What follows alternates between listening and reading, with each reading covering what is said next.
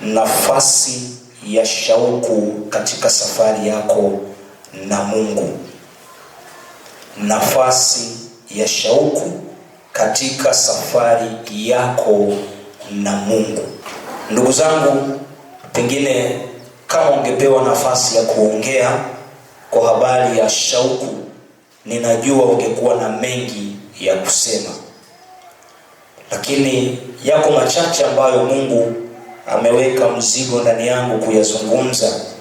Wakati mwingine nilikuwa najaribu kuielekeza akili yangu kwenye masomo mengine, lakini kila nilipojaribu kufanya hivyo, Roho Mtakatifu alinirudisha hapa.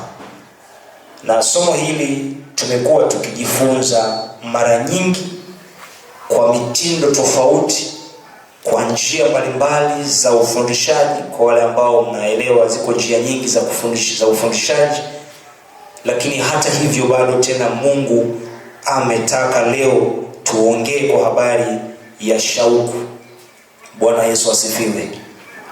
Na niwe tu mkweli, miongoni mwa changamoto ambayo sasa tunayo kwenye kizazi chetu ni kupungua kwa shauku kwa Mungu.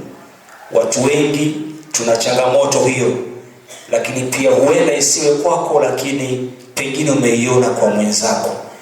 Na hii sio ajali, ni unabii ulishatabiriwa. Maandiko yanasema siku hizi za mwisho, maandiko yanasema upendo wa wengi utafanya nini?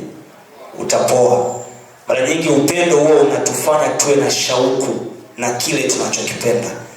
Mtu ambaye hana shauku na kitu fulani, tafsiri ya haraka ni kwamba mtu huyo hapendi kitu hicho. Mara nyingi vile vitu ambavyo unavipenda lazima ni vitu ambavyo unakuwa na shauku navyo. Kwa kama maandiko yanatuambia kwamba katika nyakati tulizo nazo, moja ya changamoto ni upendo wa wengi kupoa. Maana yake unaweza ukaona pia kwamba ni nyakati ambazo wengi tumepoteza shauku kwa Mungu. Tumeelekeza shauku zetu kwa vitu vingine. Tumeelekeza shauku yetu kwenye utafutaji. Tumeelekeza shauku yetu kwenye malengo. Tumeelekeza shauku zetu kwa watu na vitu vingine vingi. Na hii ndio sababu tunakosa yale mapenzi ya kweli kwa Mungu wetu. Lakini leo hii, ujumbe huu wa leo ni wito. Manake kama tutaenda pamoja, ujumbe unauona ni kama wito tena kwa mara nyingine. Mungu anatuita na hachoki kutuita. Anatuita kumuonea shauku yeye. Jamani, Bwana asifiwe. Kitabu cha Mambo ya Nyakati wa Kwanza, maandiko yetu yataanzia hapo. Kitabu cha Mambo ya Nyakati wa Kwanza sura ya 16 mstari wa 11. Mambo ya Nyakati wa Kwanza sura ya 16 mstari wa 11. Maandiko yanasema, mtakeni Bwana na nguvu zake, utafuteni uso wake siku zote. Mtakeni Bwana na nguvu zake, utafuteni uso wake siku zote. Katika maandiko ambayo tumeyasoma, tunaona neno kutaka. Na maneno haya ambayo tumeyasoma ni sehemu ya maneno ya shukrani ambayo Daudi aliyaongea wakati akiwa anafurahia kurejea kwa sanduku la agano katika mji wa Yerusalemu. Na pengine kwa wale ambao wamekuwa mkifuatilia kwa habari ya sanduku la agano, tunaona kwa mara ya kwanza linaonekana likitengenezwa na Musa kwenye kitabu cha Kutoka kwa maelekezo ya Mungu. Na Mungu alimpa maelekezo ya kutosha na yaliyojitosheleza. Musa akawa ametengeneza sanduku hili. Sanduku hili ndani yake kulikuwa kuna vile vibao viwili vya zile amri au sheria za Mungu. Lakini pia ndani ya hili sanduku kulikuwa kuna fimbo ya Haruni ambayo iliwakilisha mamlaka ya kikuhani. Lakini pia ndani ya sanduku hili kulikuwa kuna mana ambazo zilikuwa zikiashiria upaaji wa Mungu. Tunajua wakati wana wa Israeli wakiwa jangwani, Mungu aliwatunza kwa chakula cha mbinguni. Jamani, Bwana asifiwe. Na maandiko yanasema Mungu aliwatunza kwa mana. Kwa hiyo Mungu alimpa maelekezo Musa kuweka hizi mana ndani ya sanduku, pengine ili iwe ni sehemu ya kuwakumbusha watu wa Mungu ya kwamba upaji mkamilifu unatoka kwa Bwana. Na kwenye sanduku hili sanduku hili kwa ujumla wake lilikuwa linawakilisha uwepo wa Mungu. Na ndio maana mara nyingi sana wana wa Israeli walipokuwa wakiwa wanaelewa kwamba sanduku haliko katikati yao, walikuwa wanajihisi wanyonge, kwa sababu waliamini kwamba sanduku lilikuwa linawakilisha uwepo wa Bwana. Sanduku hili tangu lilipotengenezwa kipindi cha Musa limekaa kati yao na wametembea nalo kwa kipindi chote, na tunaona wakati hata wamefika mbele ya ule mto wa Yordani, maandiko yanasema Mungu aliwapa maelekezo. Lile sanduku Walawi walilibeba watu 4, upande wa kulia watu wawili upande wa kulia, watu wawili upande wa kushoto, wakalibeba wakiwa wametangulia mbele. Kwa neema ya Bwana ule mto wa Yordani ukawa umegawanyika. Jamani, Bwana asifiwe sana. Lakini si hivyo, wakati wanaukabili ukuta wa Yeriko, bado pia tunaona sanduku walikuwa nalo, na Mungu aliwapatia maelekezo wakiwa wanazunguka ule ukuta wa Yeriko.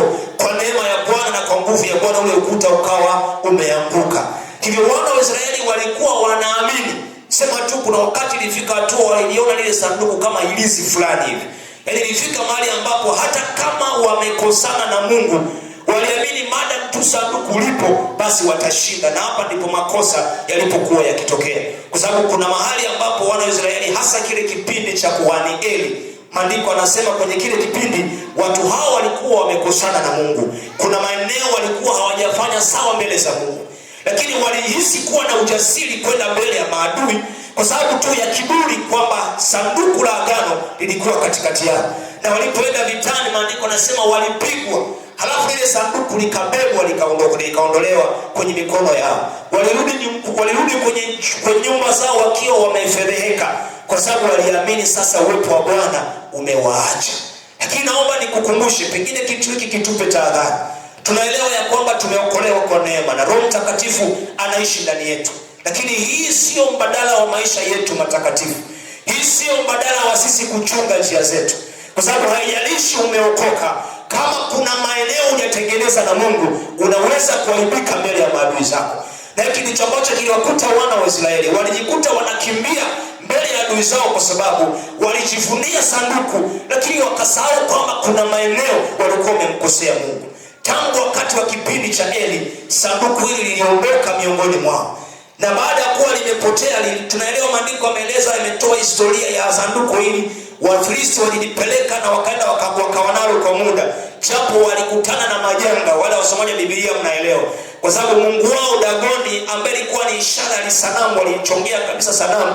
Ilifika mahali ambapo waliweka ile sanduku kwenye chumba ambacho kilikuwa ni karibu na ile sanamu ya yule Mungu Dagoni. Na maandiko yanasema wakati wameweka ile sanduku la Mungu wa Israeli pale, kilichofanyika ni kwamba ile sanamu ya Mungu Dagoni ilianguka. Na hii kweli kuonyesha tu kwamba nguvu ya Mungu bado ilikuwepo. Ni kweli kabisa Wafilisti walikuwa wamewashinda Waisraeli, lakini walikuwa hawajamshinda Mungu wa Israeli. Jamani, Bwana asifiwe. Na hiyo sababu Mungu ilibidi ajitetee mwenyewe na aonyeshe kwamba Wafilisti wamewashinda watu, lakini nguvu ya Mungu iko pale pale. Jamani, Bwana Yesu asifiwe sana. Lakini pia kwa kipindi kirefu najaribu kuzungumza kwa habari ya sanduku, halafu nitakuleta mpaka kwenye haya maneno ambayo yamebeba somo letu. Wakati maandiko yanaendelea kutupa ya historia ya sanduku hili, maandiko yanasema kwenye kipindi cha Waamuzi, tunafahamu Samueli ndiye aliyekuwa mwamuzi wa mwisho kwa wasomaji wa maandiko, ambapo baada ya Samueli tunaona utawala wa kifalme sasa unaanza kuchukua nafasi yake, ambapo mfalme wa kwanza alikuwa ni Sauli. Kwenye kile kipindi cha Samueli inaonekana kuna jitihada fulani ziliwahi kufanyika za kuirejesha sanduku la Bwana kwenye maskani ya watu wa Mungu, lakini zile juhudi hazikuleta mafanikio sana, kwa sababu walilibeba lile sanduku halafu wakaliweka kwa mtu mmoja anaitwa Abinadabu. Na wanahistoria wanasema ile sanduku lilikaa hapo kwa miaka zaidi ya 20, mpaka mfalme Sauli anachukua nafasi ya utawala. Hakuwahi kujali na kushughulika kwa habari ya kurudisha sanduku. Jamani, Bwana asifiwe sana. Na kwa wana wa Israeli, kwa kuwa sanduku liliwakilisha uwepo wa Bwana, pengine tunaweza tukaona hali ya moyo wa Sauli. Kitendo cha Sauli kupuuza sanduku la agano pengine ilikuwa inatupa kiashiria kwamba hakujali sana uwepo wa Bwana. Na hii ndio sababu ukiangalia hata safari ya Sauli ya kimaongozi, katika nafasi yake mfalme haikuwa nzuri. Wanasiolojia wanasema alianza vizuri katika miaka 2-3 ya mwanzo, lakini miaka mingine yote karibu 38 aliishi maisha magumu sana. Aliishi maisha ya kuteswa na kuonewa na mapepo, na tunaelewa wakati mwingine alikuwa anamtegemea Daudi aje angalau apige muziki ili zile pepo ziweze kumtoka. Lakini hii inatukumbusha kwamba wakati wote ambapo tunaupuuza uwepo wa Bwana hatuwezi kufika mbali. Jamani, Bwana asifiwe sana. Mwambie rafiki yako, ukipuuza uwepo wa Bwana huwezi kufika mbali. Huyu Sauli mtumishi wa Bwana ni mfano mzuri.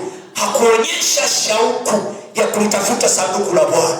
Hakuonyesha ile kiu ya kulitafuta sanduku la Bwana. Na ili mgharimu kwenye uongozi wake. Alikuwa na hali ngumu sana ya kiroho. Alikuwa na mahusiano magumu sana ya kiroho, kwa sababu alilipuuza sanduku ambalo kwa wana wa Israeli lilikuwa linawakilisha uwepo wa Bwana. Jamani, Bwana Yesu asifiwe sana. Lakini kama hiyo haitoshi, baada ya kuwa Sauli amepita kipindi chake cha uongozi, akachukua nafasi Daudi. Daudi mwanzoni kabisa alipoingia, jambo lake la kwanza, alijaribu kwa mara ya kwanza, hakufanikiwa kwa sababu njia alizokuwa ametumia hazikuwa sawa. Maana alichokifanya, alitafuta gari jipya, halafu akachukua sanduku akaliweka juu ya hilo gari jipya, kitu ambacho ilikuwa ni kinyume cha sheria ya Bwana. Mungu aliagiza sanduku linapobebwa libebwe na Walawi tu, na wanapokuwa wanalibeba lisiwekwe juu ya gari. Tunapozungumzia magari ya wakati huo ni farasi, manake kuna namna alikuwa anatengeneza yale magari lakini kwa kutumia wanyama. Kwa walipakiza ile sanduku juu ya magari ya wakati ule, na hicho kitu Mungu hakupenda kwa sababu hayakuwa maelekezo yake. Na maandiko yanasema wakati wakiwa kwenye ule msafara, kuna mtu mmoja ambaye kwa bahati mbaya tu aligusa ile sanduku akapatwa na matatizo. Daudi akaogopa sana kwa kile kitu, na alichoamua kufanya, wakaamua kuchukua ile sanduku wakaliweka kwa mtu mmoja alikuwa anaitwa Obedi.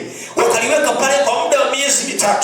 Na maandiko yanaeleza kwamba kwa kipindi hiki cha miezi 3 ambacho Obedi alikaa na hili sanduku la agano, maandiko yanasema Mungu alistawisha nyumba ya huyu jamaa.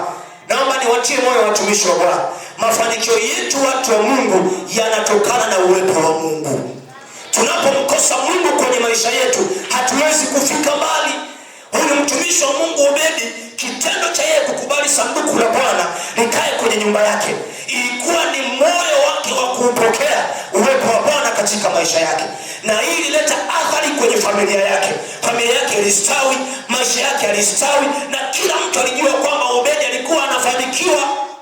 Daudi alipoona ameshindwa kulifikisha sanduku la Bwana kwenye mji wa Yerusalemu, alienda kujaribu kujifunza. Unajua, ukiona umejaribu kitu mara ya kwanza halafu ukaona haujafanikiwa, usikate tamaa. Inawezekana njia ambayo uliitumia haikuwa sahihi. Wakati nasoma habari za Daudi, alipoona tu ameshindwa, akaona madhara, kuna mtu amekufa, alijua tu kuna kitu kakosea, akaenda moja kwa moja kujifunza. Akasoma sheria ya Bwana, akasoma zile kanuni ambazo Mungu alimpatia Musa, na akagundua kosa lake ilikuwa ni kwenda kulibeba ile sanduku kwa kutumia ile magari ya wakati wao. Alipaswa kutafuta Walawi ambao hawa ndio walipaswa kulibeba, kama ilivyokuwa inafanyika kipindi wakati wanaangusha ukuta wa Yeriko, kipindi ambacho walikuwa wanagawanya ule mto wa Yordani. Alipofanya hivyo akafanikiwa, akaongoza ile sanduku likaenda mpaka mji wa Yerusalemu. Jamani, Bwana asifiwe sana. Na wakati alifanikiwa kulirudisha, ndio maandiko haya ambayo tumeyasoma yanatajwa, kwa sababu hapa ndipo Daudi alipoimba, ambapo pia kiongozi wa sifa ametuambia Daudi alicheza mpaka mavazi yakadondoka. Kilikuwa ni kipindi hiki alikuwa na furaha sana kwenye moyo wake. Alikuwa anajisikia amani kwamba sanduku ambalo kwa miaka mingi lilikuwa mbali na maskani ya wana wa Mungu sasa limerejea kwenye kambi ya Waisraeli. Jamani, Bwana asifiwe sana. Na kuona ni sanduku tu, ila aliona ni uwepo wa Bwana umerejea kwenye maskani ya watu wa Mungu. Ni kwenye kipindi hiki wakati anamsifu Bwana, mke wake ambaye alikuwa ni mtoto wa Sauli, ambaye alimuona akiwa anasifu, akamuona akiwa anacheza, akamzihaki. Alipomzihaki, maandiko yanasema Mungu akamfunga tumbo asipate mtoto. Sasa nisaidie kumgeukia rafiki yako, mwambie ukimwona mtu anamsifu Mungu achana naye. Mgeukie tu, mwambie ukimwona mtu amechanganyikiwa mbele za Bwana achana naye. Kwa sababu kuna matatizo naweza ukayatafuta kwa sababu ya kucheka staili ya mtu. Achana na staili yangu, tafuta ya kwako. Jamani, Bwana asifiwe. Tunapowasanifu masihi wa Bwana, tunapowacheka watu ambao wamechimimina kwenye uwepo wa Bwana, huwa hatubaki salama. Jamani, Bwana sifiwe sana. Furaha ya Daudi ilikuwa ni kupata uwepo wa Bwana kwenye taifa la Israeli. Aliona sanduku lilikuwa ni ishara ya uwepo wa Bwana. Na moja kitu ambacho ninakifurahia ni kwamba hakuishia tu kufurahia, lakini anawaambia wana wa Israeli, anawaambia jamani, mtakeni Bwana na nguvu zake. Jamani, Bwana asifiwe sana. Halafu anawaambia tangia sasa utafuteni uso wake siku zote. Pengine naomba tuangalie kidogo maandiko haya. Maandiko yanapozungumza kwa habari ya kumtaka Bwana, yana maana gani? Maandiko yanapozungumza kwa habari ya kumtaka Bwana, yana maana gani? Nikupe tafsiri nne. Tafsiri ya kwanza, kumtaka Bwana ni kuwa na shauku au kuwa na tamanio la dhati la kuwa na Mungu mwenyewe. Ni kuwa na shauku au tamanio la dhati la kuwa na Mungu mwenyewe. Sijajua pengine umekuja kwenye ibada hii, shauku yako iko wapi? Sijajua tamanio lako hasa ni lipi. Lakini pengine mpaka utakapomaliza ujumbe huu, pengine utakuwa umejaribu kufanikiwa kuona wapi shauku yako umeiweka. Lakini tafsiri ya pili ya kumtaka Bwana, tafsiri ya pili ya kumtaka Bwana ni kumtafuta kwa makusudi maalum. Yaani humtafuti tu kwa mazoea, lakini unamtafuta moyo wako ukiwa umekusudia kufanya hivyo. Jamani, Bwana asifiwe sana. Daudi hapa anatoa wito kwa taifa la Israeli. Anawaambia jamani, mtakeni Bwana na nguvu zake. Manake mtafuteni kwa kukusudia. Wapenda, unapomwona mtu anamtafuta Bwana, huwa haitokei kama ajali. Kila mtu ambaye anamtafuta Mungu ameweka makusudio, ameweka dhamira. Hii sio issue ya bahati mbaya, sio issue ya unaamka ukiwa unamtafuta. Hapana, ni issue moyo wako unakusudia kwamba sasa nitamtafuta Bwana kwa moyo wangu wote. Daudi anatoa wito, anawaambia wana wa Israeli, mtakeni Bwana na nguvu zake, mtafuteni kutoka ndani ya mioyo yenu, mtafuteni kwa makusudio. Lakini pia tafsiri ya tatu, kumtaka Bwana ni kumuhitaji kulingana na umuhimu wake. Kama hauoni umuhimu wake, huwezi kumtaka. Mara nyingi watu tunavitaka au tunaviwekea shauku vitu ambavyo tunahisi ni vya muhimu. Vijana wanataka kuoa kwa sababu wanajua umuhimu wa kuwa na mke. Wababa pia wanatafuta kuwa na watoto kwa sababu wanaelewa umuhimu wa kuwa na watoto. Lakini pia si hivyo, wengine wanatafuta kazi kwa sababu wanaelewa umuhimu wa kuwa na kazi. Tunapomtafuta Bwana, tunamtafuta kwa sababu tunaelewa umuhimu wake. Jamani, Bwana Yesu asifiwe sana. Daudi hapa anatoa wito kwa taifa la Israeli. Anawaita kumtafuta Bwana kwa sababu ni wa muhimu. Lakini pia tafsiri ya nne ya kumtaka Bwana, kumtaka Bwana ni kuuelekeza moyo wako na nia yako kwa Bwana. Ni kuuelekeza moyo wako na nia yako kwa Bwana. Baada ya Daudi kufanikiwa kurejesha uwepo wa Bwana kwenye taifa la Israeli, anawaita watu wake, anawaita watu ambao walikuwa chini ya maongozi yake. Anawaambia jamani, sasa ielekezeni mioyo yenu mbele za Bwana, ielekezeni mioyo yenu na nia zenu kwa Bwana. Jamani, Bwana asifiwe sana. Nami nakuita mtumishi wa Mungu aliyeko hapa ya kwamba tuielekeze mioyo yetu kwa Bwana, tuelekeze nia zetu kwa Bwana. Jamani, Bwana asifiwe sana. Wow. Pengine naomba tuangalie tafsiri, nini maana ya shauku? Kwa sababu somo letu linazungumza kwa habari ya nafasi ya shauku katika safari yako na Mungu. Na naomba nikukumbushe tu, kila mtu ana safari. Kila mtu ana safari. Tofauti tu ni mahali unaelekea, lakini kila mtu ana safari. Inawezekana safari yako inakupeleka mahali pabaya kwa sababu pengine wewe ni shahidi wa maisha yako. Kuna mahali hauko sawa na Mungu. Safari yako haiwezi kuwa sawa. Lakini pia kuna wengine wana uhakika na safari yao kwa sababu wanaelewa Bwana yuko pamoja nao safarini. Jamani, Bwana asifiwe sana. Naomba niwaambie, sio kila safari ni ya mafanikio, lakini safari yenye mafanikio ni ile safari ambayo unasafiri pamoja na Bwana. Ni ile safari ambayo hausafiri peke yako. Na ndio maana wakati Musa akiwa jangwani, wakati wameweka kambi wanaona wa Israeli, Maandiko yanasema kuna wakati ambapo Mungu alikasirishwa na matendo ya wana wa Israeli na akatamani kuacha waende wenyewe, na alikuwa amewaahidi kwamba atawapa malaika. Musa anasema hapana, tunaelewa raha ya kutembea na wewe, tunaelewa raha ya uwepo wako, tunaelewa thamani ya utukufu wako. Umetutoa Misri mpaka umetufikisha hapa, tunaelewa umuhimu wako. Hatutaki uwepo wa malaika, tunakutaka wewe. Na Musa anaongea kauli moja ambayo inaonyesha shauku yao kwa Bwana. Anasema uso wako usipoenda pamoja nasi, usitutoe kutoka hapa. Jamani, Bwana asifiwe sana. Musa hakufurahia safari, lakini alifurahia safari akiwa pamoja na Bwana. Mimi sijajua wewe unafurahishwa na kitu gani. Inawezekana uko hapa unafurahia kwamba unakula na unakunywa, unafurahia ya kwamba kodi hazikupigi chenga, lakini unaelewa Mungu hayuko pamoja na wewe. Upasi kufurahia hali hiyo, unapaswa kufurahi kwa sababu Mungu yuko pamoja nawe safarini. Jamani, Bwana asifiwe sana. Wakati mwingine vitu vya dunia vinaweza kutupa furaha ya muda. Wakati mwingine mahitaji yetu ya mwili yanaweza kutupatia furaha ya muda, lakini furaha yetu ya kudumu inapaswa kutokana na uwepo wa Bwana pamoja nasi katika safari yetu. Jamani, Bwana asifiwe sana. Sasa naomba nikupe tafsiri kadhaa za shauku, halafu baada ya hapo nitakutajia viwango vya shauku ili pengine kwa pamoja tujipime uko wapi, na pengine ukijua uko wapi uweke mkakati wa kusogea kutoka mahali ulipo kwenda mahali pengine. Tafsiri ya kwanza ya shauku.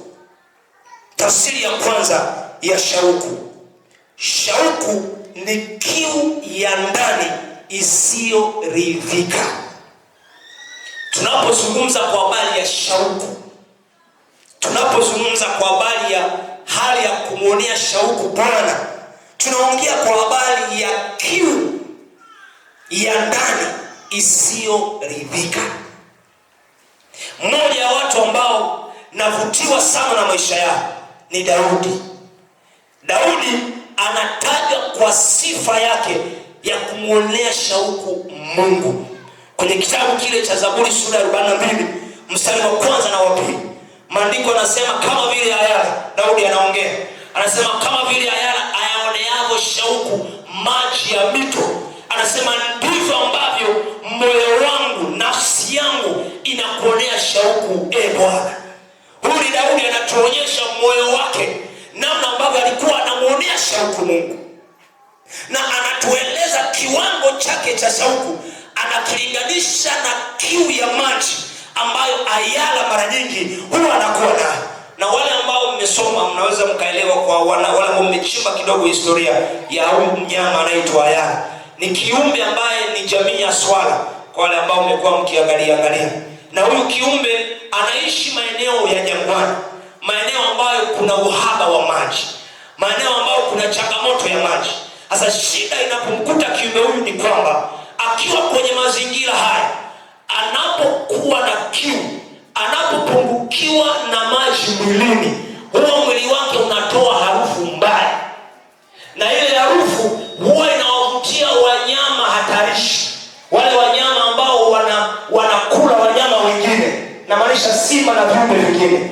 Kwa kiumbe huyu anapohisi mwili wake umepungukiwa maji, huwa anayatafuta mahali popote alipo, kwa sababu anajua kama asipotafuta maji anaweza kufa, kwa sababu wanyama wanaomtafuta wanaweza kumpata wakati wowote. Jamani, Bwana asifiwe sana. Daudi hapa anaonyesha kiu yake, anasema kama vile ambavyo huyu ayala anayatafuta maji ili atuze uhai wake, anasema ndivyo ambavyo anaonea shauku uwepo wa Bwana. Haonei shauku uwepo kwa sababu ya mahitaji, ila anauonea uwepo wa Bwana shauku kwa sababu anajua ndiyo asili ya maisha yake. Jamani, Bwana asifiwe. Mimi sijajua uko hapa shauku yako unaweza ukaifananisha na kiwango gani, lakini Daudi anasema alifika mahali ambapo alikuwa anamtaka Bwana kwa sababu ndiye ambaye amebeba maisha yake, na aliamini kwamba kama tu angemkosa Bwana basi angekuwa ni kitoweo kwa maadui zake.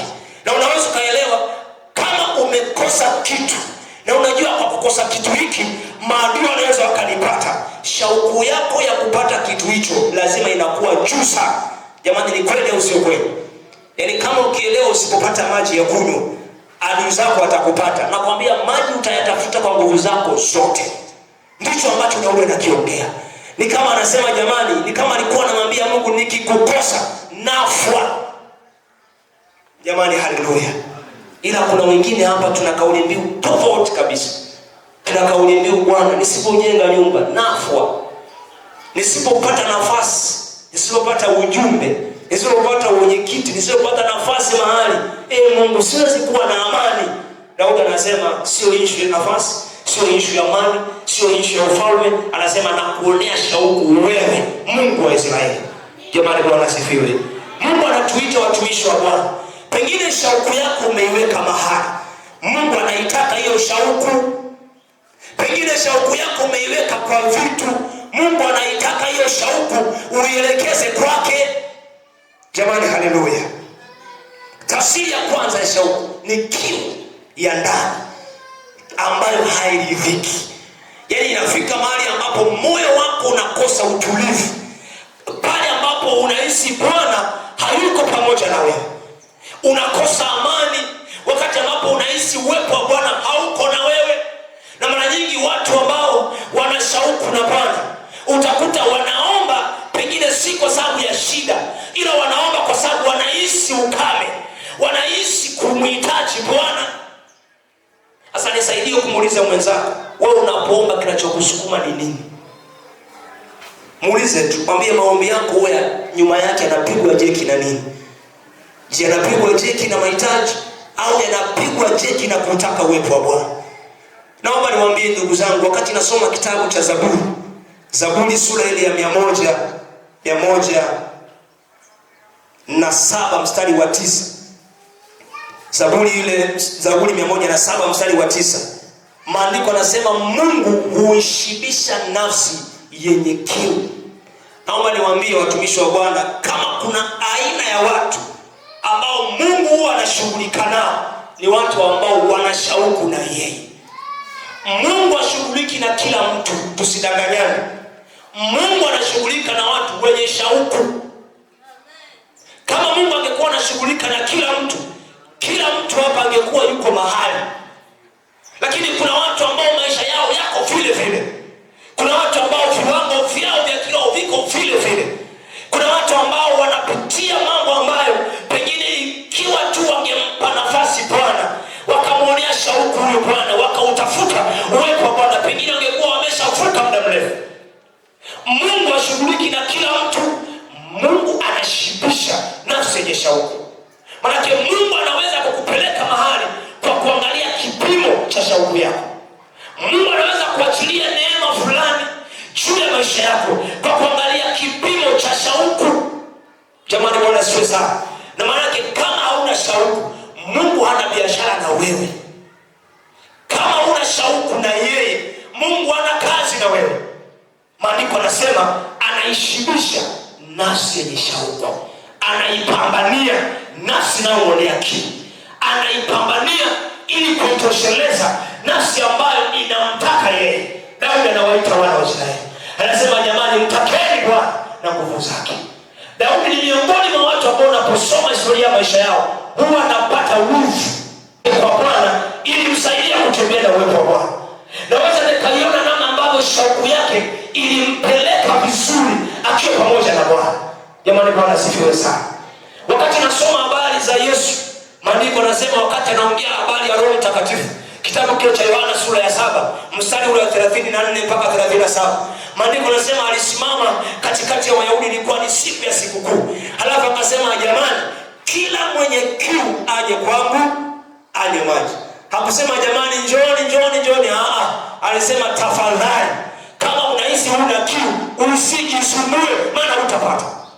Mungu anatuita, lakini juhudi zetu za kumkaribia zinategemea kiwango chetu cha shauku. Tunatofautiana kwenye mbio zetu za kumtafuta kwa sababu viwango vyetu vya shauku havifanani.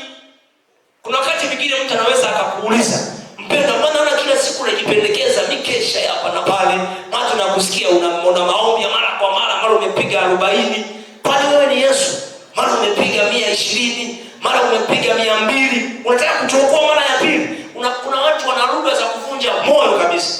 Wengine wanakuambia sisi tumeshaokoka bwana, kwa hiyo usifunge kama unataka kutuokoa tena. Wewe sio Yesu. Wanaweza kukuvunja moyo, lakini naomba nikutie moyo. Wakiongea vile mwambie ni shauku yangu inanisumbua. Jamani, Bwana asifiwe sana. Ni kiu yangu na njaa yangu. Kwa sababu unapowekewa chakula mbele yako, aliye na njaa kubwa atakula sana, zile sawa. Aliye na njaa kidogo atakula kidogo. Hebu tuachane, kila mtu amtafute Bwana. Jamani, Bwana asifiwe sana. Daudi anasema kabisa kwamba kinachotusukuma kumtafuta Bwana ni ile shauku. Ndio maana anaanza kuwaita kutengeneza shauku, halafu anawaambia, anawaonyesha kwa habari ya wajibu wa kumtafuta Bwana. Anasema mtakeni Bwana na nguvu zake, halafu anasema utafuteni uso wake siku zote. Kwa kile kinachotusukuma tumtafute Mungu ni ile shauku. Ukiona mpendwa mwenzako anasema ndugu yangu na kielele kwenye maombi, mwambie ndugu yangu nili shauku linanichanganya na shauku na Bwana. Jamani, Bwana asifiwe sana. Haya, naomba tusogee mbele kidogo. Tafsiri ya pili ya shauku. Shauku ni moto wa ndani. Shauku ni ule moto ambao unakuwa nao ndani yako. Na wakati mwingine moto huu unaweza kukuhangaisha wewe peke yako na sio jirani yako. Na ndio maana wakati mwingine ni makosa sana Mungu anapokusukuma kufanya kitu, halafu unaangalia upande wa pili. Nani anafanya kama unavyofanya? Unaweza usimpate kwa sababu kila mtu ana moto wake. Mungu anapokupa wito anakupa na moto. Jamani, Bwana asifiwe sana. Mungu anapokupatia kazi anakupa na moto wa kukuendesha kwenye hiyo kazi.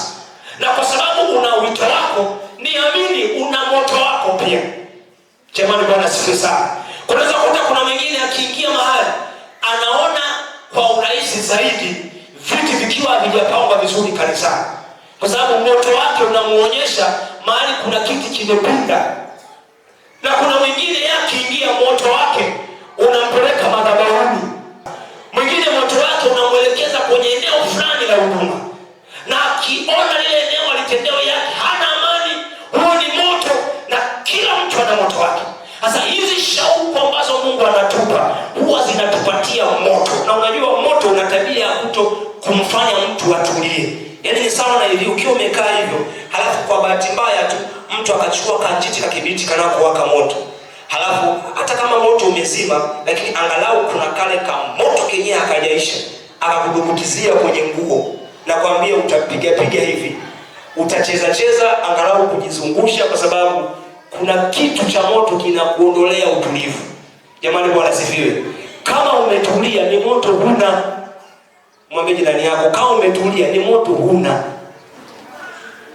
Moto huo unatupa mahangaiko. Na mfano uko wazi katika maandiko. Maandiko yanaeleza kwa habari ya Yeremia. Kitabu cha Yeremia sura 20 mstari wa 9. Huyu jamaa huduma yake ilikuwa ni ngumu. Na pengine wanatheolojia wanasema pengine ndio maana Mungu pengine hakumruhusu aoe. Kwa sababu ni mmoja manabii ambao hawakuwa na familia. Hakuoa. Huduma yake ilikuwa ya machozi. Alipitia vipindi vigumu sana katika maisha yake. Na wakati mwingine kwa sababu ya ugumu wa huduma alifika mahali akasema sitahubiri tena. Ndio hiki kitabu cha Yeremia sura 20 mstari wa 9. Lakini maandiko yanasema aliposema sitaongea au sitamtaja au hata zitaja habari za Bwana, anasema alisikia ni moto ulikuwa unawaka kwenye mifupa. Ni moto wa Bwana ambao ulikuwa unamnyima utulivu. Ikafika mahali kabili ajisalimishe. Jamani, Bwana asifiwe sana. Tunapoongea kwa habari ya shauku, shauku ni moto unakunyima utulivu mpaka utekeleze kile ambacho Bwana anakusemesha kufanya. Jamani, Bwana asifiwe sana. Pengine huko hapa kama kuna jambo Bwana amekusemesha, huwezi kutulia. Huwezi kutulia. Utasikia mahangaiko mpaka pale ambapo utakitekeleza kwa uaminifu. Jamani, Bwana asifiwe sana. Nisaidie kumwambia rafiki yako, muulize tu, mwambie ndugu yangu, una moto wewe?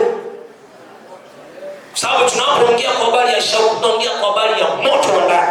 Usio moto wa jumuiya, ni moto wa kibinafsi. Ni moto ambao kila mtu anao kibinafsi. Lakini pia tusogee mbele kidogo. Tafsiri ya tatu ya shauku. Shauku ni upendo uliokolea. Shauku ni upendo uliokolea. Yaani mtu ambaye ana shauku na Mungu ni mtu ambaye Yaani kwa kile Kiswahili cha sasa hivi wanasema ni mtu ambaye amedata na Mungu. Yaani kumwambii haambiliki. Sasa mimi nafikiri mfano mzuri ni wale vijana ambao wanapambana kuoa au kuolewa. Hapa ndo wao wanakuaga wazuri. Uwaga hawaambiliki. Sema usemaje, wanakuona wewe ni adui yao. Huwa sipendi sana kuwashauri hasa wale ambao wako kwenye mahusiano. Unamshauri mtu kwa maana ya kumuonyesha udhaifu wa mwenzake. Bora tu mwambie mtumishi wa Mungu endelea kuomba. Lakini habari za kuanza kumwambia sasa huyo mwenzako ulienda, sasa Mungu akutie nguvu. Shida ni kwamba unaweza kufikia na kuelewa, lakini huwa yanapitia hapa, yanatokea huko. Kwa sababu amedata na huyo bwana. Amedata na huyo mrembo, haambiliki. Na hata kama ukijaribu kumuonyesha si bwana kusema naye, hapana. Bwana amesema na mimi. Tena nakwambia na Kiingereza, God has spoken to me. Jamani, Bwana asifiwe. Amekolea, yani ni upendo. Amedata, amepotelea huko. Na vijana wanazuga zao wanasema amekufa, ameoza. Sasa mtu aliyekufa anasikia. Sasa shauku ni upendo uliokolea. Mtu ambaye ana shauku na Mungu, umwambii kitu. Ukiona ni rahisi kumtoa mtu kwa Mungu, achana naye, hana shauku huyo. Ni ujanja tu anaendelea nao. Lakini mtu ambaye moyo wake umekamatwa na Mungu, fanya ufanavyo, haambiliki. Ukimwambia ibada zimezee na kwambia sawa. Ukimwambia utafilisika na bia ngoja nikafilisike nione. Ukimwambia acha kuomba, naona unaomba tu kila siku, anakwambia niache, aende nikafie kanisani kuliko kuingineko. Kwa sababu moyo wake umetekwa, moyo wake umekamatwa. Na mimi natamani Mungu atusaidie tufike hapo. Yaani kama kuna mahali pa kupotelea, basi potelea kwa Bwana. Kama kuna mahali pa kukolea, basi kolea kwenye uwepo wa Bwana.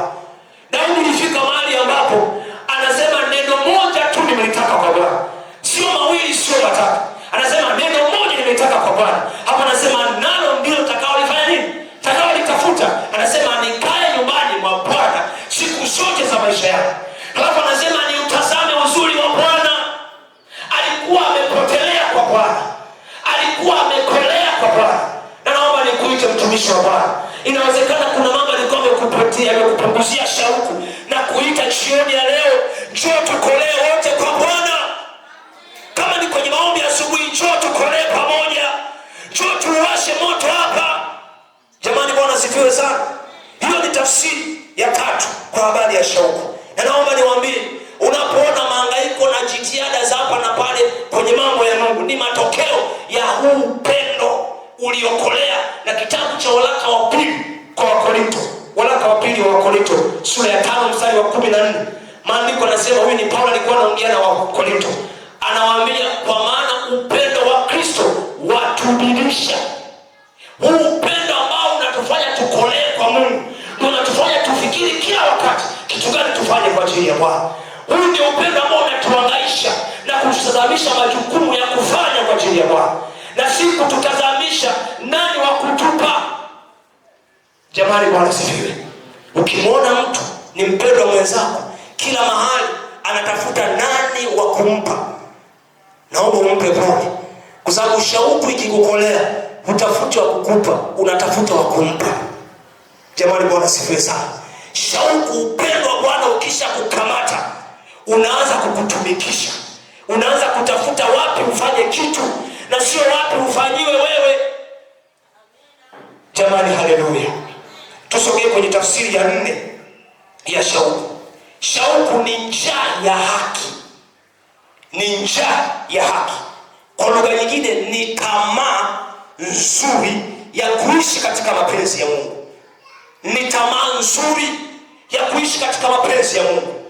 Mtu ambaye ana shauku na Bwana katika maisha yake, kama wengine wana ndoto za kujenga majumba, yeye ana ndoto ya kupotelea kwenye uwepo wa Bwana. Yeye ana ndoto ya kufanikiwa kwenye mapenzi ya Bwana. Jamani, Bwana sifiwe sana. Shauku ni njaa ya haki. Shauku ni tamaa ya kuishi katika mapenzi ya Mungu. Kitabu kile cha Mathayo sura ya 5 mstari wa 6. Maandiko yanasema, heri wenye njaa na kiu ya haki, maana hao watashibishwa.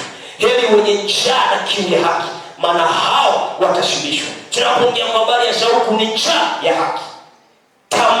Matamanio ya kuishi katika mapenzi ya Mungu. Na mtu ambaye ana matamanio ya kuishi katika mapenzi ya Mungu, anapofanya dhambi hawezi kuwa na amani. Daima moyo wake unataka yale ambayo Mungu anayataka. Daima moyo wake ufurahia yale ambayo Bwana anayafurahia. Jamani, Bwana asifiwe sana. Naomba tusogee mbele kidogo. Tafsiri ya ngapi tunaenda? Ya 5 ya shauku. Shauku ni kutokuridhika na jana. Shauku ni kutokuridhika, ni ile hali ya kutokuridhishwa na matokeo ya jana. Kutokuridhika na jana yako. Inawezekana jana uliomba nusu saa, pengine leo ndoto yako itakuwa ni kuomba zaidi ya nusu saa. Mtu mmoja alizungumza, alikuwa anajaribu kuongea mambo mengi kuhusu mafanikio, lakini akasema mafanikio mazuri ni pale ambapo unapambana kuwa bora kuliko ulivyokuwa jana. Na sio kutafuta kuwa kama mtu mwingine, ila kutafuta kuwa bora kuliko vile ulivyokuwa jana. Mwingine naye akaiboresha vizuri zaidi, akasema mafanikio ni pale ambapo unapambana na wewe wa jana. Jamani, Bwana asifiwe sana. Kama jana pengine Mungu alikupa neema ya kuwa na muda wa kutosha, pengine risali moja, masaa mawili ukiwa kwenye uwepo wa Bwana, unaomba na kutafakari neno. Pengine leo utaweka ndoto kubwa zaidi, kwamba kama jana nilikuwa na masaa mawili, leo natamani angalau nipige masaa 3. Ni njaa tu na kiu ya kutamani ufanye zaidi ya jana. Hii ni kiu na ni shauku yako. Acha kutafuta kuwa kama fulani, kwa sababu naye pia ana safari yake. Huwezi kushindana na mtu ambaye anaishia Chanika wakati wewe unaelekea mkoani. Maandalizi yako na yake hayawezi kufanana. Jamani, Bwana asifiwe sana. Kama una ndoto ya kujenga ghorofa, huwezi kuwa sawa na mtu mwenye ndoto ya kupiga singo moja alale salama. Huwezi kuwa sawa naye. Yeye atafurahia akipata familia zimemtosha, lakini wewe familia sijui ni za tundu la choo, mimi sijui. Lakini ni safari tu urefu ndio tofauti iliyoko hapo. Kwa usijaribu kujipima kwa mwingine, kwa sababu naye ana safari yake. Na pengine hujajua urefu wa safari yake. Na kuita tafuta kuwa bora kuliko jana. Jamani, Bwana asifiwe sana. Kama jana uliomba nusu saa, leo piga risali moja. Kama jana ulipiga risali moja, ongeza la pili leo. Jamani, Bwana asifiwe. Hiyo ni shauku nzuri. Ukiona wengine wanapiga masaa 3, waambie Mungu awabariki na wapenda, mimi napambana kuwa bora kuliko jana. Ukiona wengine wanapiga nusu saa, usiseme wako rohoni, kilo cha nusu saa kinawatosha, lakini wewe kama unahitaji kilo cha masaa 6, koma kwenye maombi. Jamani, Bwana asifiwe sana. Mshukuru Mungu kwa ajili yao, lakini tafuta kuwa bora kuliko ulivyokuwa jana. Jamani, haleluya. Tafsiri nyingine ya shauku, tafsiri ya 6 ya shauku. Shauku ni utayari wa kulipa gharama. Utayari wa kulipa gharama. Wale ambao wamesoma masomo ya uchumi, kuna mambo yanaitwa demand and supply. Wakati ninasoma nilifurahia sana definition ya demand, kwa sababu walisema tunapozungumza kwa habari ya demand au hitaji, tunazungumzia kwa habari ya uhitaji, yani ile hali ya kutaka kitu. Hiyo jambo la kwanza. Hapo jambo la pili, uwezo wa kukigharamia. Maana kama unataka kitu na huna uwezo wa kukigharamia, kwako hiyo sio demand, kwako hiyo sio hitaji. Jamani, Bwana asifiwe. Ukiona mtu anakuambia bwana, natamani kufika mahali fulani kwenye uchumi, natamani kufika mahali fulani kwenye huduma, swali la pili mwambie tu nashukuru kwamba una shauku, maana ni mahali pazuri pa kuanzia. Je, uko tayari kulipa gharama? Ukiona anakuambia tungoje bwana, achana naye. Kwa sababu tunapoongea kwa habari ya shauku, shauku inakutengenezea utayari wa kulipa gharama. Kama tunatamani kuwa bora zaidi, basi tukubali kulipa gharama iliyo bora zaidi. Kama tunatamani hatua kubwa zaidi, basi lazima tukubali kulipa gharama iliyo kubwa zaidi. Jamani, Bwana Yesu asifiwe sana. shauku ambayo haijaufikisha moyo wako mahali pa kukubali kulipa gharama, hiyo shauku haiwezi kukupa maisha unayoyataka. Shauku ambayo haijaubeba moyo wako na kupeleka mahali ambapo uko tayari kujidhabihu ili kupata unachokitaka, hiyo shauku ina shida. Hiyo shauku kuna mahali haitakufikisha. Shauku ya kweli huwa inakutengenezea utayari, tena utayari wa kulipa gharama. Mimi huwa namkumbuka wakati natafakari haya maneno, nimemkumbuka mke wangu, na huwa napenda kumshuhudia. Na pengine kama huwa unauliza mbona napenda kutoa shuhuda za kwake, kwa sababu ndio unazijua vizuri. Unajua shuhuda za wengine unaweza ukajikuta umedanganya, na Mungu huwa anatusamehe tu, kwa sababu huwa anaelewa nia yetu sisi kujenga. Lakini mimi naona nzuri zaidi ni ya shuhuda zako, kwa sababu angalau huwezi kukosea. Ukikosea Mungu anajua tu ulipitiwa. Sasa upande wa kulipa gharama, na ninamkumbuka mke wangu wakati tunaelekea kuoana.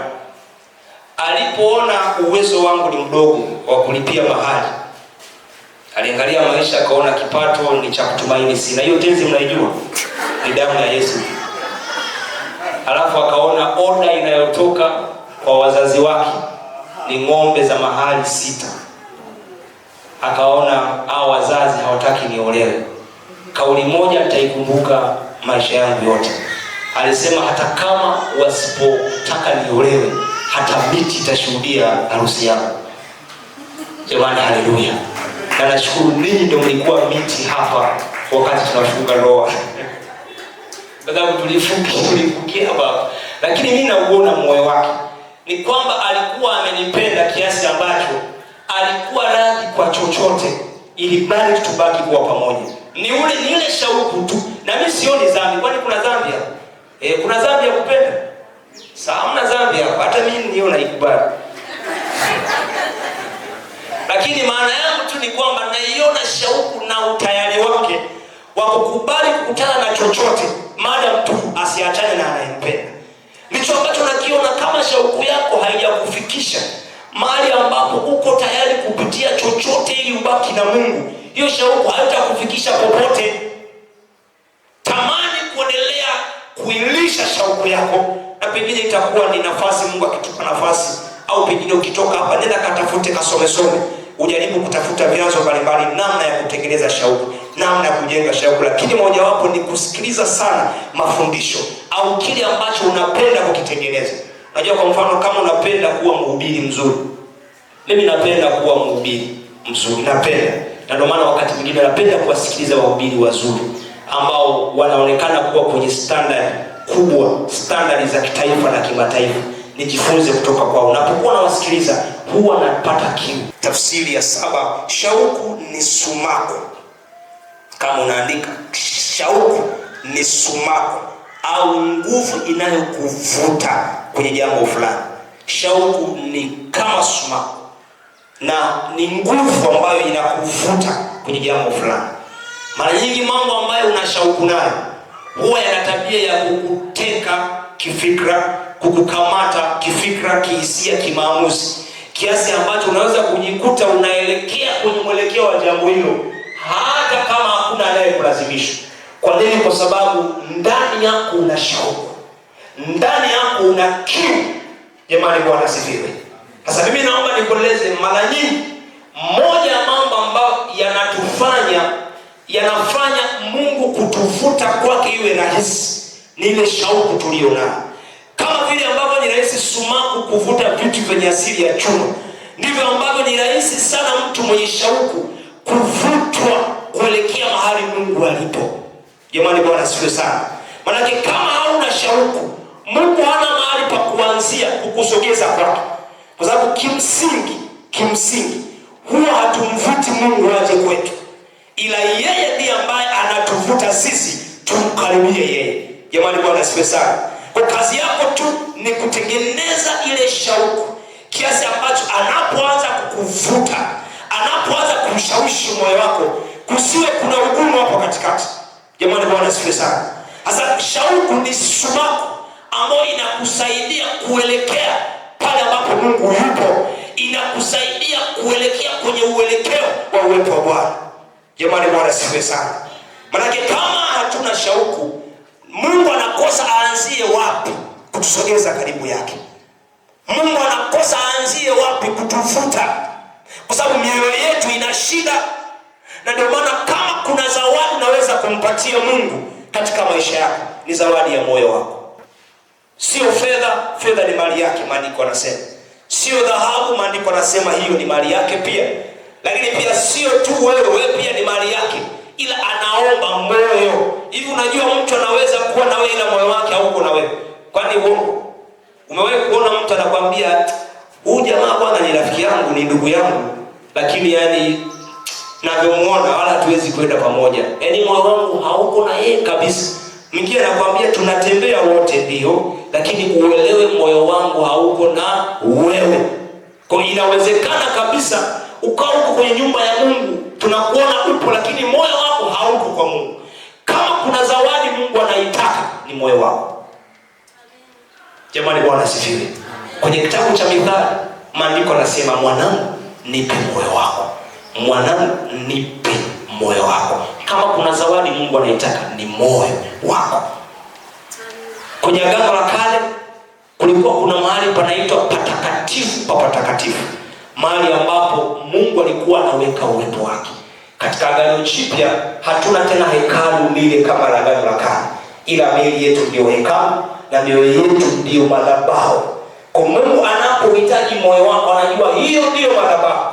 Atatengeneza moto akiwa hapo na atachochea ili kutokea hapo athari ziweze kuonekana kwako, lakini pia na kuenda kwa watu wengine. Naomba nisogee mbele kidogo nikupe ngazi za kupima kina cha shauku yako. Lengo tu mimi na wewe tujitathmini. Mimi nijue shauku yangu iko wapi, na wewe pia uangalie shauku yako imefika wapi. Kwa sababu mahali shauku yako imefika, hapo ndipo mahusiano yako na Mungu yalipofika. Kwa kama unaona kuna namna mahusiano yako na Mungu hayako sawa, ni shauku yako ndio haijakaa sawa. Lakini Mungu anaheshimu sana shauku, kiasi ambacho huwa hawezi kupuuza nafsi yenye shauku. Hawezi kupuuza. Ngazi ya kwanza au daraja la kwanza au kiwango cha kwanza cha shauku ni kiwango cha hitaji. Kiwango cha hitaji, kwa Kiingereza wanaita need based passion. Need based passion, yaani ni ile shauku ambayo unakuwa nayo kwa sababu ya shida. Ya unakuta mtu ana shauku na Mungu, lakini ukimfuatilia vizuri ana shauku na Mungu kwa sababu anataka amtumie Mungu kama njia au kifaa cha kutatua shida zake. Kwa ukimwona anahangaika mikesha akosi, morning glory yupo, ukifuatilia vizuri unajua kuna changamoto zinamtesa. Ukiona hayupo, ujue changamoto zimeisha. Ni kiwango, yaani shauku zako zinakuwa za msimu. Hiki kiwango hatukipuuzi kwa sababu ni mahali pazuri pa kuanzia. Na wengine Mungu akiona wana shauku kabisa, anaweza akachilia matatizo, si kwa sababu hakupendi, ila kwa sababu anajua huko ndo anaweza kukupatia. Maana ukiwa una matatizo humtafuti, kwa ili akupate anaachilia, anakupiga kimbora, ila sio kimbora kibaya, ili angalau muonane, umtafute. Si unakumbuka habari za Sauli? Mungu alimpatia wapi? Si ilikuwa ni punda wa baba yake na amepotea. Yeye akafikia na kutafuta punda, kumbe Mungu ameshamweka kwenye mtego kwamba huyu unajua ataingia kiji tu. Na hapo ndipo tukajipatia mfalme wa kwanza wa taifa la Israeli. Lakini ilitengenezwa shida, ilionekana ni changamoto, lakini Mungu alitumia kupata moyo wa Sauli. Kwa kuna wengine huwa wana miemko, shauku zao ni za msimu, ni kama masika na kiangazi. Na hiki kiwango huwa kinamfanya Mkristo awe na Ukristo wa msimu.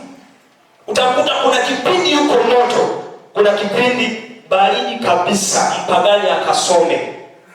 Lakini naomba nikutie moyo, tunapokuwa kwenye kipindi kama hiki, kama una hali hii, naongea tu, sijasema unayo, naomba mnisamehe. Mmenisamehe watumishi wa Mungu. Simaanishi tuko hapa, ila mimi tunasema ikiwa. Kwa hiyo naomba tuliweke hivyo. Kama unahisi huwa unachochewa na changamoto kumtafuta Bwana na kuomba, tafadhali tafuta kiwango kingine. Sio sio kiwango kizuri hicho. Na ukitaka kuelewa moja dalili pia ni pale ambapo tunapotaja mahitaji ya kanisa unaomba kawaida, tunachukulia poa. Baba katika jina la Yesu unaangalia hiyo. Tukitaja maombi kuhusu wajane, haleluya Baba wakumbuke wajane. Japo ni wengi, Mungu atusaidie. Jamani tuombe kwa ajili ya watu ni wagonjwa wadhaifu Baba katika jina la Yesu, magonjwa haya lakini pia mazingira mabaya kula tunayokula yanachangia. Unaongea tu hapo sasa ngoja unaomba kirahisi kabisa. Ngoja waseme sasa ni wakati wa maombi binafsi. Haleluya. Baba uko wapi? Mungu wa matendo makuu, utataja misamiati yako yote hapo. Jehova hujawahi kushindwa. Ulipasua bahari ya Shamu. Si sawa, mbona asipasue wakati wa kuombea mahitaji ya kanisa? Aipasulie kwanza huko, utupe shuhuda. Avunje kuta za Yeriko kwa kuombea wagonjwa. Ila huko umeona ukuta hazianguki ila kwako. Baba, naomba kuta zivunjwe katika jina la Yesu. Utalia machozi. Ukiona uko hivyo, mimi naomba nikwambie kweli, kiwango chako cha shauku kiko hapa.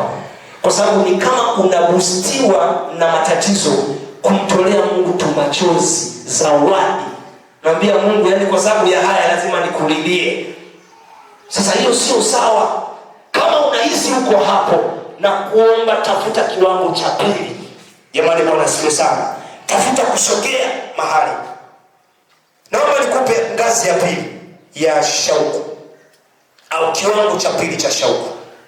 Manake pia kama ukiona una maombi ya msimu, wiki umepiga morning glory, wiki ya pili wa Desemba unasema umepiga mifungo mwezi wa kwanza, mwezi wa pili ujue kwa kushuka hawana. Ila wewe angalau unapanda na kushuka, kagrafu kazuri. Hasa tafuta tu kukanyoosha. Jamani Bwana asifiwe. Daraja la pili ni daraja la wajibu. Tunaita duty based passion. Ni ile shauku ambayo inatokana na kuhisi kulazimika. Kwa kama ukimwona anaomba huyu mpendwa, anamtafuta Mungu, ana ratiba zake, ni kwamba moyoni mwake anafanya kwa sababu anahisi anawajibika kama Mkristo. Kwa anachukulia kama jukumu la Mkristo. Sasa mara nyingi kwenye kiwango hiki ni kizuri kwa sababu kinakuonyesha hali ya kulazimika, lakini pia kinakupa sababu ya kutengeneza ratiba. Mara nyingi watu ambao kwenye kiwango hiki ni wazuri sana kwenye ratiba, wanajitahidi kupambania utaratibu wasiuvunje. Anaweza kupambana kwa nguvu yoyote. Kama amejiwekea kila siku apate dakika 5, huwezi kumtoa. Na asipotekeleza hiyo ratiba, anahisi hatia ya kuvunja sheria. Anahisi kuwa na hatia kwamba amevunja kanuni ambayo amejiwekea. Kwa ni wazuri sana kwenye ratiba. Na hii ni nzuri kwa sababu angalau sasa unaanza kutengeneza nidhamu ya kumtafuta Bwana. Jamani Bwana asifiwe sana. Unaanza kutafuta mida yako hivi ya kumtafuta Bwana. Na hii angalau ni nzuri kuliko ile ya kwanza. Kwa sababu hii sasa haitegemei mazingira. Hii ni kwamba unafanya kwa sababu unahisi unalazimika. Unaomba kwa sababu unahisi ni kazi yako kama Mkristo. Unafunga si kwa sababu kanisani imetangazwa mfungo, lakini kwa sababu unahisi Roho wa Bwana ameweka himizo ndani yako kwamba lazima ufanye hivi. Jamani Bwana asifiwe sana. Watu wa namna hii ni wazuri. Na mara nyingi kwenye changamoto ya kiwango hiki, manake pia ni kizuri kwa sababu hakilingani na kiwango cha kwanza, lakini sio kizuri sana kwa sababu mara nyingi changamoto yake ni mazoea. Ni rahisi kuwa na hali ya mazoea. Kuna wakati unapoteza hisia, kuna wakati unapoteza ile shauku. Yaani unafanya tu kwa sababu ni lazima, lakini sio kwa sababu inatoka ndani ya moyo. Unaweza ukaanza mwanzoni kwa hisia, lakini baadaye unajikuta hisia huna. Jamani Bwana Yesu asifiwe sana.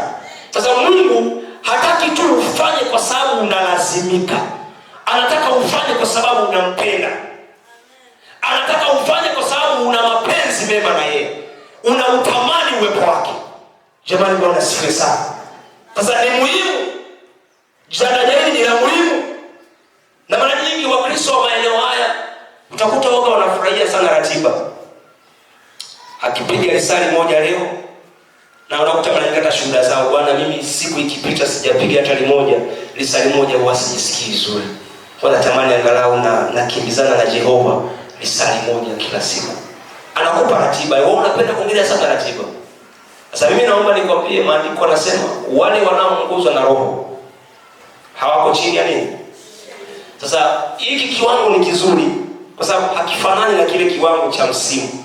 Yaani kuliko uje na upotee, bora basi tukukutie hapa. Kwamba hata kama utakuwa umeshapoteza hisia, basi upo na kwa utaratibu kama kila siku. Maana uenda Mungu akakutia kwenye karatiba huko akakusaidia na akakupatia kiwango kingine cha shauku. Jamani, Bwana asifiwe sana. Na mimi nikueleze kwa wale ambao mimi nimejikuta sasa wakati mwingine sizingatii sana muda wa kuomba, kwa sababu wakati mwingine unaweza kujikuta unaomba unang'ang'ana lifikiri saa moja, wakati Roho Mungu alitaka uombe nusu saa. Wewe umeng'ang'ana tunaangalia saa moja bado rama shaka kama kodi. Unaomba na hata vieleweki tu, unaomba Bwana Mungu uko vizuri kabisa. Asante katika jina la Yesu. Lakini Mungu tuokoe, michango itatuua Baba katika jina la Yesu. Sasa si muda ambao ulikuwa unaomba kutoka rohoni ulishaisha. Roho alishakuacha, unaomba yako. Kwa sababu wewe unataka tu ufikishe kanisa lako ili utoke na ushuhuda kwamba nimeshapiga moja tayari. Yaani uende kwa marafiki zako waambie kama kawaida shapiga risali moja. Na ushaharibu. Roho Mungu alikuachia dakika 30, maana alitaka tu muende mpaka dakika 30. Kwa sio nzuri kwa sababu inaweza kutengenezea mazoea. Lakini pia nikusogeze kwenye hatua ya tatu. Hatua ya tatu ni daraja la njaa ya uwepo.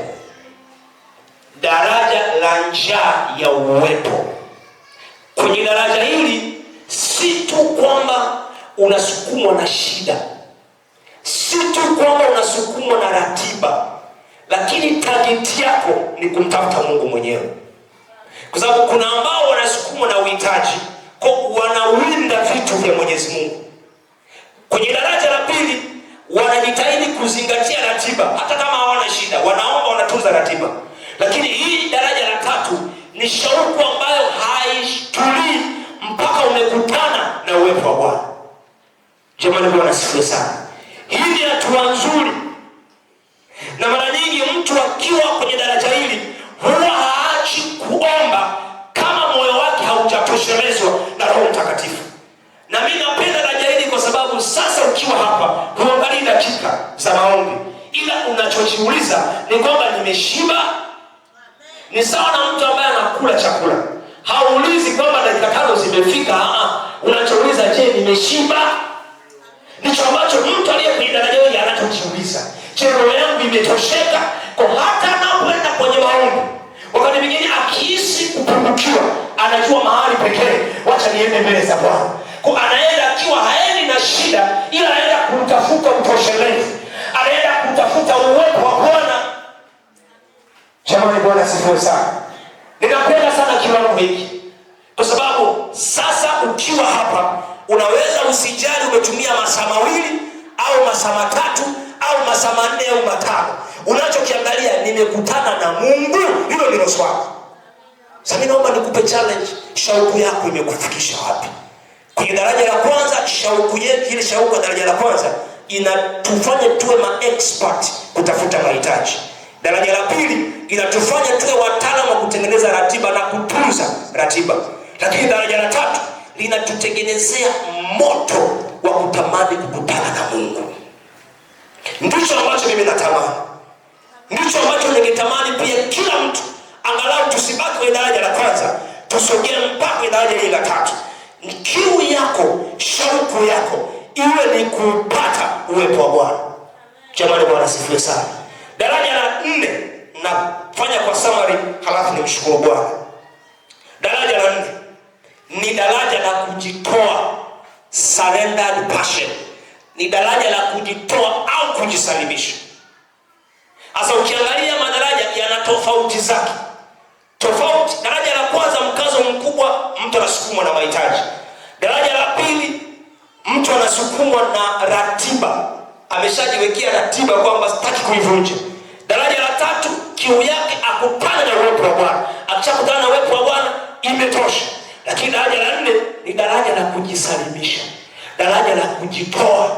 Shauku ambayo inaongezeka inaweza kuanzia kwenye mahitaji, lakini inapoendelea kukua itakufikisha mahali ambapo ukiwa kwenye uwepo wa Bwana utamruhusu Mungu amiliki kila ulicho nacho. Umewahi kuona watu wanaomba, wanamtafuta Bwana kwenye uwepo wa mezama, lakini ndani ya mioyo yao wanaomba wakiwa wanamkia Mungu vimasharti kwamba yeye Mungu, yaani anaomba kama vile anaogopa, ni kama vile Mungu atamwambia nitolee kiwanja kile. Anakuwa anaomba ni kama vile anafikiri labda Mungu anaweza akambananisha kwenye jambo fulani vya akatoe.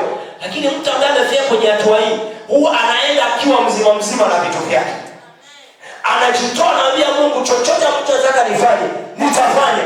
Ni shauku ya kujisalimisha wewe na vitu ulivyo navyo. Jamani, Bwana sifa sana.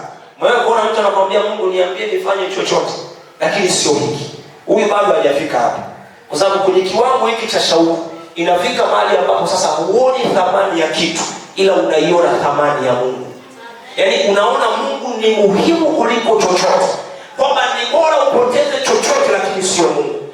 Daudi alifika kwenye kiwango hiki baada ya kuwa amemkosea Mungu. Wasiwasi wake mkubwa ilikuwa ni kupoteza uwepo wa Bwana, mpaka akiwa kwenye majuto anajutia dhambi yake, anamwambia Roho Mtakatifu, anamwambia Mungu, usiniondolee nani? Roho wako Mtakatifu. Alikuwa anapata wasiwasi kwamba pengine kwa sababu ya makosa Roho Mungu ataondoka. Hakuwa anawaza kuhusu cheo, ngaa alikuwa ni mfalme. Hakuwa anawaza kuhusu mali, ngaa alikuwa ni tajiri, alikuwa na kila kitu. Lakini alikuwa na wasiwasi kwamba je, Mungu bado ataendelea kuwa na yeye? Swali langu ni hili: unapokosea, unapofanya dhambi, wasiwasi wako huwa ni nini? Je, huwa una wasiwasi kwamba sasa Mungu anakuacha, au huwa wasiwasi wako ni kwamba kuna vitu utapoteza? Wasiwasi wako unaelekea wapi? Mtu ambaye amefika kwenye kiwango cha kujisalimisha huwa imefika mahali ambapo Mungu ni wa muhimu kuliko vitu. Na labda nikukumbushe, mnakumbuka habari za Musa alipokataa kuondoka mahali alipokuwa bila uwepo wa Bwana. Mimi nilijiuliza, hii haikuwa shauku ya kawaida ndugu zangu, kwa sababu hawa watu walikuwa wametoka Misri. Mateso ya Misri walikuwa wanaelewa vizuri, wameteseka. Wakati huo walikuwa jangwani, safari yao walikuwa wanaelekea Kanaani. Wakati huo Mungu anawaambia, sikilizeni, Kanaani nawapa. Yaani kama Mungu akutokea kwambia unachotaka takupa, lakini nitakupa tu malaika kuongoze ili akusaidie kufika kupata kile ambacho unakitaka. Halafu wewe mwenyewe useme hapana, kama kule ambako unataka niende huendi na mimi sitaki kwenda. Unajua tafsiri yake? Manake kwa Musa Mungu alikuwa ni muhimu kuliko Kanaani. Jamani, Bwana Yesu asifiwe sana. Hii ni shauku ya kiwango cha juu mno. Inafika mahali ambapo ni kweli unahitaji nyumba, ni kweli unahitaji watoto wasome, lakini inafika mahali ambapo kisomo cha watoto si muhimu kuliko Mungu. Hii ni shauku ya kujisalimisha, kwamba chochote niko tayari kipotee, lakini nisikukose Mungu. Jamani, Bwana asifiwe sana. Wangapi tunaelewana? Naomba tusimame. Natamani tumuombe Bwana. Pengine mpaka hapo tumefika, yako madaraja kama 7, lakini kwa sababu ya muda naomba kwa dakika 3 umwambie Bwana, naomba unisaidie. Na mimi naamini mpaka kwenye daraja hili la kujisalimisha linatutosha, kwa sababu wengi bado tunahitaji neema ya kutufikisha hapa. Wengi wakati mwingine tunaomba, lakini Mungu akiangalia mioyo, kuna vitu bado mioyo yetu inang'ania. Wengine wakati mwingine unaomba, lakini Mungu akiangalia shauku yako anaona inaelekea kwenye vitu bado hujaviachilia. Na Mungu akiona kuna vitu bado hujavitoa moyoni mwako, hawezi kujaa ndani yako mpaka aone kuna vitu umeviachilia, umegive up ili aweze kujaa. Jamani, Bwana asifiwe. Natamani kwa maneno yako machache, maneno ya ufahamu yasiyo ya msisimko, umwambie Mungu, nisaidie kupiga hatua. Nitoke kusukumwa na mahitaji, nitoke kusukumwa na ratiba, nitoke tu kuishia kukutana na uwepo wako, lakini nifike kwenye kiwango cha kujisalimisha. Na hiki ndicho kiwango cha ibada. Ukisikia kiwango cha ibada, ndio hapa kinapoanzia. Na ukisikia safari ya ibada, huwa inaanzia hapa, kwa sababu tafsiri ya ibada ni kujisalimisha wewe na vitu ulivyo navyo. Mahali ambapo sasa huwezi kumwambia Mungu hiki sikupe. Unamwambia Mungu, mimi nipo hapa na kila nilicho nacho. Sema unachotaka nitakupa, sema unachotaka nitafanya. Ni kiwango cha ibada. Kuabudu sio kuimba pambio, kuabudu sio kuimba nyimbo za taratibu. Kuabudu ni kufikisha moyo wako mahali ambapo huwezi kumzulia Mungu kitu kingine chochote. Watu wa ibada wamefika hapo. Tunapoongea kwa habari ya maisha ya ibada, hatuongei maisha ya kutembea ndio unaimba pambio za kuabudu. Unaweza ukaimba pambio za kuabudu na ukiwa haujawahi kuabudu maisha yako yote, kama mwendapo moyo wako haujafika mahali pa kujisalimisha. Mwambie Bwana kwa maneno yako machache, naomba unisaidie kufika mahali ambapo nitakuonea shauku kiasi cha kujisalimisha, nisikuzuilie chochote. Ibrahimu alifika hapo, hakumzuilia Bwana hata mwanae wa pekee Isaka. Ibrahimu alifika hapo. Tamani Bwana akufikishe hapo.